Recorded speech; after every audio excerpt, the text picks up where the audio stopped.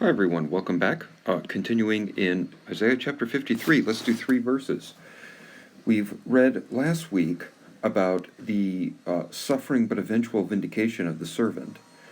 Isaiah, in verses 1 through 9 of chapter 53, takes his time describing the servant's suffering, and then the final 3 verses of the chapter return to his vindication.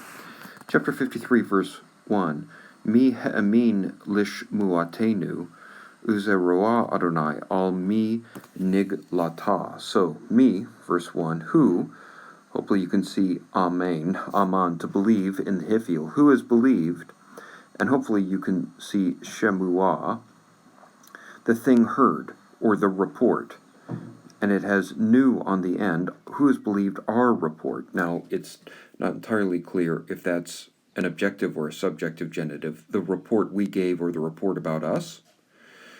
I'm inclined to say that it's a subjective genitive, our report, the report that we did. Isaiah speaking about all the prophets, all of us together, the report about Messiah. So I think this report is everything that Isaiah and other prophets have said about Messiah to come. But he begins by saying, who believed it? Well, at first, no one. In other words, the implication is the dawning recognition of Messiah comes only slowly. At first, nobody believed it. Parallel line, the arm of the Lord, unto whom, and then gala is a verb that means reveal. This is a nifal 3fs perfect verb. The final hay is hardened into a tav with the final comet hay on the end. And the arm of the Lord, unto whom was it revealed? So the arm of the Lord here is probably another way of talking about Messiah, as it was mentioned in chapter 52, verse 10, an interesting verse to check. So the answer to the question, who believed our report, the answer is, at first, no one. Vaya'al, he went up, kayonek, as a young shoot, a sapling, lefanaiv, before him, probably God. As a root from the land, Zaya is dry, as a root from dry ground.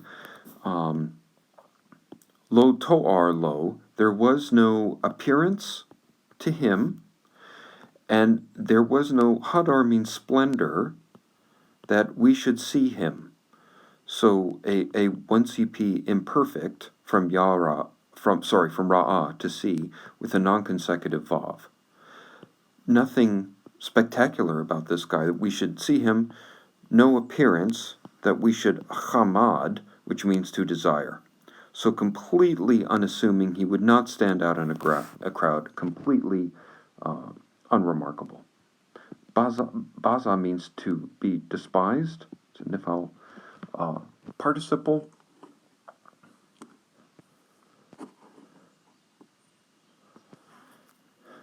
And chadal is a pretty rare word. It means to reject or refuse. It's an adjective. And ishim is the plural of ish, men, but normally men is anashim, and the nun is not there. That shows up occasionally in poetry. So despised and rejected by men, subjective genitive, the men do the rejecting. Despised and rejected by men, a man of sorrows, plural, a lot of them, and intimate with grief. Now, holy, my dictionaries tell me it means sickness. I don't know that means Jesus was getting colds all the time. It just means intimate with suffering, grief, being broken down. Then the final clause, hopefully you can see satar here, final line rather, and it's a hifil participle, as one hiding the face, mimenu, from him. So as one hiding the face from him, in English we would say, as one from whom people hide their faces. He was despised, and we did not think about him. The nu on the end equals the nu, which is a 1CP cal perfect ending with a 3ms suffix. So we just didn't even regard him. Someone you can't bear to look on, he's suffering so badly. This is the completely inauspicious beginning to Messiah's career, totally unremarkable and just suffering so profoundly, it's hard to even look at him without turning away. Okay, that's verses 1 through 3. We'll do verses 4 through 6 next time. Thank you.